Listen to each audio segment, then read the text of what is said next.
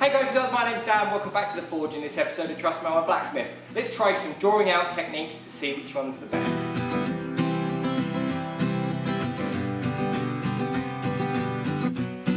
Yeah, so in this video I'm going to make an attempt to try and compare, and I know it's not perfect, but I had a comment the other day going, oh, why don't you use the edge of the anvil technique? It's the most efficient and most effective way.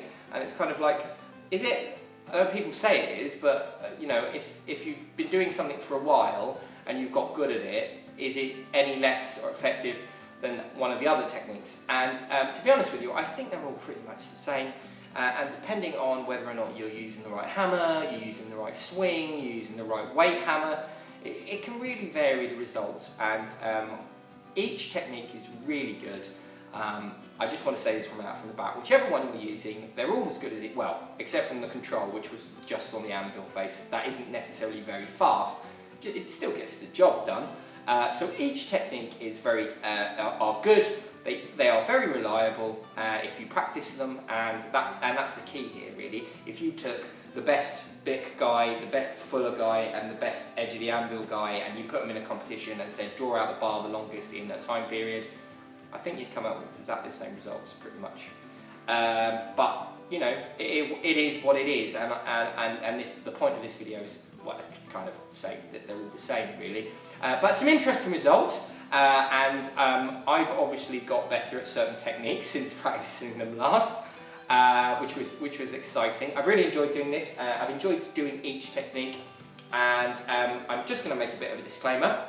Don't go and do this. It's stupid. There's no point to this. This is a really stupid exercise. I'm drawing out 5/8 or 16mm square and round bar. That's about as big as you want to be going if you're drawing out. There's no need to go any bigger. I can't think of any reason why you need to start forging inch bar, but if you are, these are the sort of techniques that might help. And then, if you are working inch bar, probably think about buying yourself a power hammer, or making a power hammer, or getting a press, or getting a Smith & Striker, because generally they will make it a lot easier and they will help you out a lot and save your elbows and your wrists and your shoulders. Okay, so what I've got here is the stock that I'm going to use to do the drawing out tests. Each one of these bars is 16mm in cross section, so these are 16mm diameter or 5/8 diameter, 200mm long, or 200mm is what, like 8 inches, and then these are 5/8 square, and again they are 200mm long, or 8 inches. So what I'm going to do is I'm going to do, I'll use the round, I'm going to have a control, and the control is going to be just on the anvil face. I'm going to try and avoid catching the edge of the anvil. I'm just going to try and draw it out over the anvil, then over the Bick, then using the Fuller, and then using the edge of the anvil technique. And then I'm going to repeat that the same with these. Now, the last time I did this, I can't remember if I used 20mm round or 20mm square or whatever I used, but I did this, I did it as a speed exercise of how quickly I could do something in one heat. I'm not going to do that this time. I'm going to use time as the... So, I'm going to use time as the mark of distance for how long I can work with it. So basically what's going to happen is, this is going to go in the fire, it's going to come out of the fire, I'm going to start a clock, I'm going to forge it for 5 minutes so it can go in and out of the fire as many times as I like, but at the end of 5 minutes I have to stop. That's it. End of the drawing out. And I think that will give a more realistic result, and also it will give a fairly accurate difference between this one and this one and this one and this one. Okay. Just onto the Fuller. I don't normally have an anvil-based Fuller. I don't really like them. If I'm going to Fuller in, I normally use a piece of round bar. But for this, I've made a little piece of tooling. This could technically be cheating on the side for the Fuller. It's basically a piece of EN18. We sort of semi-fire welded the end together and made it into a wedge so it sits tight in the anvil, and then made another second little wedge. It sits tight in the hardy hole that you give a little tap, and it tightens up and it works really well. There's a nice radius on here, and basically that's what we're going to use. So this is a hammer I'm going to be using. It's a 2.5 pound rounding hammer / Stanley style. I like the round faces. It's what I've been taught with. It's got this nice rounding face or turning face. I'm going to be using this to draw out on the bit. I'm also going to be using this to draw out over the edge of the anvil. I'm not going to use it for the... That sounds a bit biased, but I don't think it needs it. I'm going to use it just flat for this one. And then when I come to do if I come to do any more experiments, I think what I'll do is I'll get myself a diagonal peen and put that in the mix as well, and just see what happens. Yeah, I think that's everything, and let's have a go at trying this. Okay, test number 1. Whenever you're ready.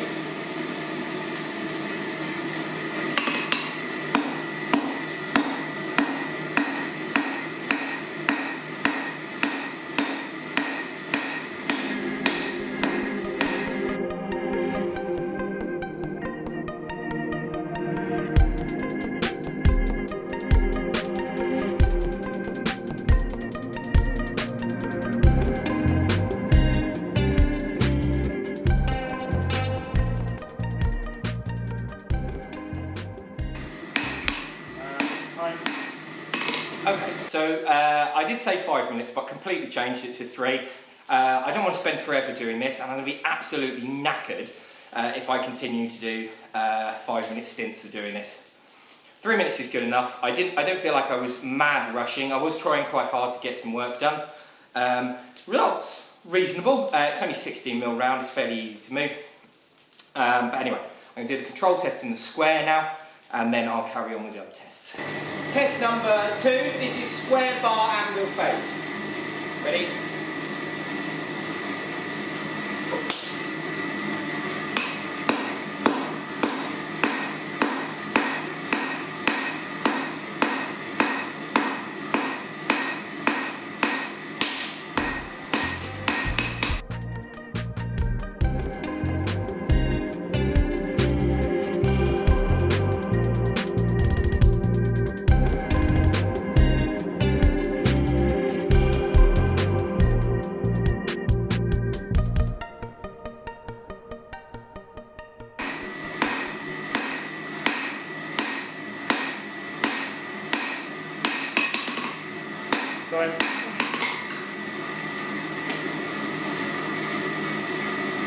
Test number 3, round over the fuller. Whenever you're ready. Oh, a bit hot.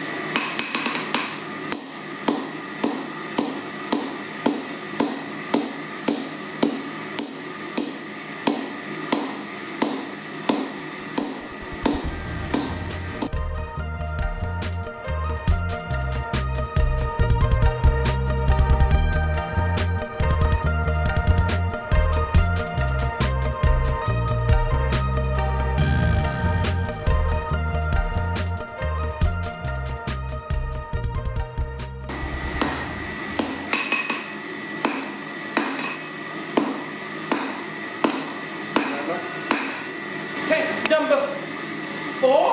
I'm awful at this. Test number 4. This is a square bar fuller. Whenever you're ready. You're good.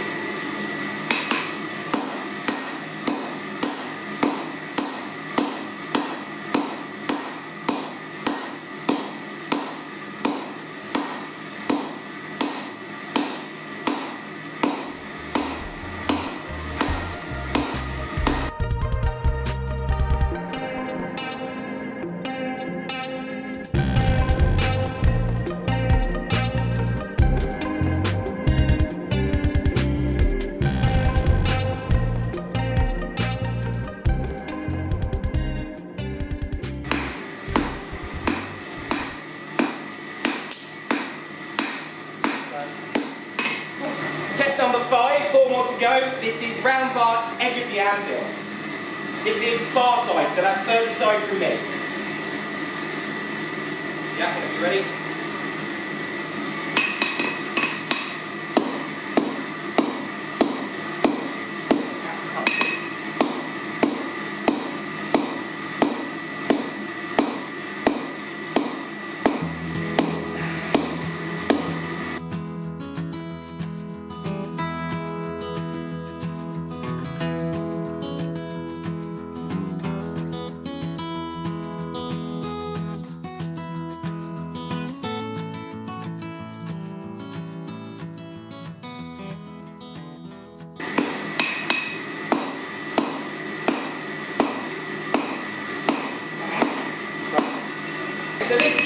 number 6. This is square bar, edge of the anvil.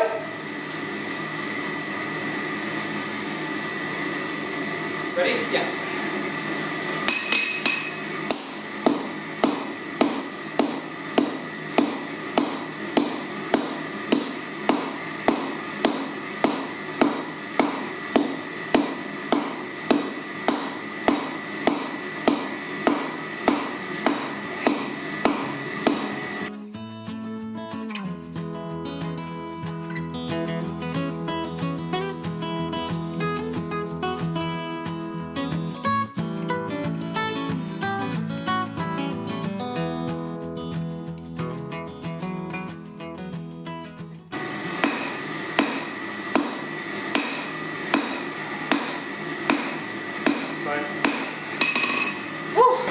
Test number 7, round on the Bick. You ready? Yep.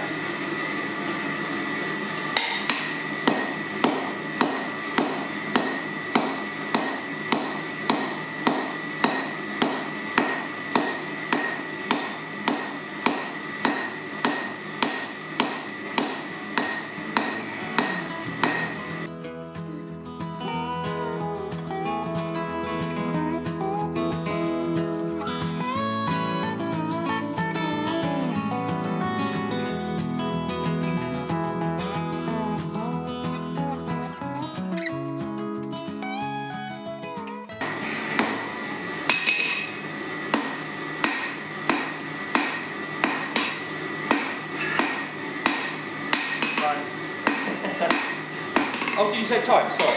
Okay, 8th and final test. Square bar, Bick. I am absolutely shattered. A bit hotter. Whenever you're ready, Luke. Yep.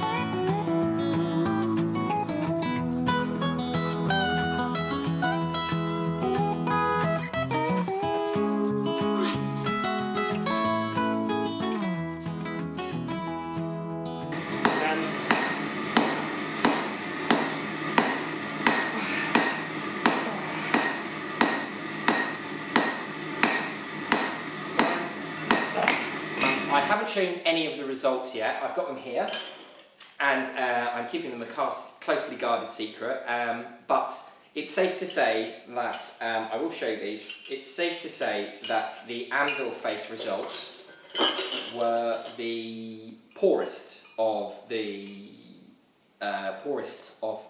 attempts.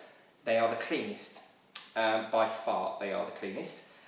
You're having to do less cleanup because of obviously the faces of the anvils are giving you a good face to work off. Now, both of these increased almost exactly the same length. I got 70mm extra on this one. I'll put the American down below on the round, and I got 66, 67. It's a bit hard to tell. It's a bit twisted at the end, but yeah, almost exactly the same results for the anvil face.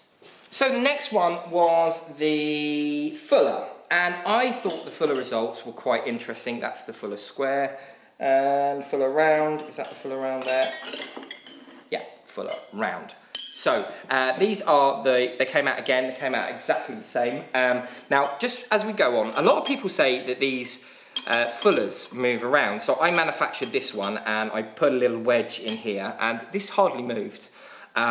Meaning it gave me good contact. So one of those little faux pas about these moving around, it's not true. If you make the tool right, it won't move around, it won't bounce around, you won't lose energy through the anvil. So it's just a little pain. This is a Fuller. This is what this is for. I don't normally use the big long Fullers. I don't personally find that they work very well. I tend to use a bit of round bar if I want a bit of a Fuller, and if I want something different, I will make tooling, but I'll use them as top tools as opposed to Fullers that go in your hardy hole. But, you know, I've got a power hammer. That's just how I work. Okay, so we got 100. So these started at 200, so 200 millimeters. So we got 300 315 millimeters there, and this one we got 312 millimeters. So quite good results there. This worked really lovely. It's a bit lumpy bumpy, but I really liked it. It gave a genuinely nice result. Now, do I think this would be better if I had a cross peen or a diagonal peen? Hell yeah, I think this would potentially double the amount of length, if maybe a third, 2/3 more, if, sorry, a third more ish, I think. Really good result, really like this technique, and I reckon with a Smith & Striker this would also be a great technique to use as well. I am awful at this technique. I really did try as hard as possible to do this technique quite well. I felt like I was getting a bit of a flow. Now, like I said at the beginning, if you took 3 masters of these techniques, I think you would get very consistent results. The round bar really likes this technique. The square bar doesn't like this technique so much. And obviously, if I had a bit more time, I'd be, I wouldn't be going as fast as I would be going naturally in the real real environment. But we've got 345 here on the round. It's not quite straight, that, so probably it could even be 350, but 345 on the round, so that's an increase of 140, and 322, so that's an increase of 122. So good, better than the fuller. Now, I don't necessarily think I'm the best at this, like I said, and I think this is could be done a lot better. On to the piece de résistance, the final, the least effective of all the techniques, perhaps some people might say. These, do they fit on the camera? They do, yes, good. The least of the techniques. I was wrecked at this point. I could barely do the last one, and the results are very interesting.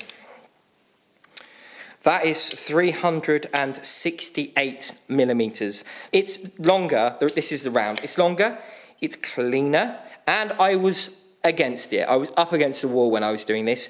It's far more controllable. I really like this technique, but it's my preferred technique, so it's going to be better, I'm pretty sure.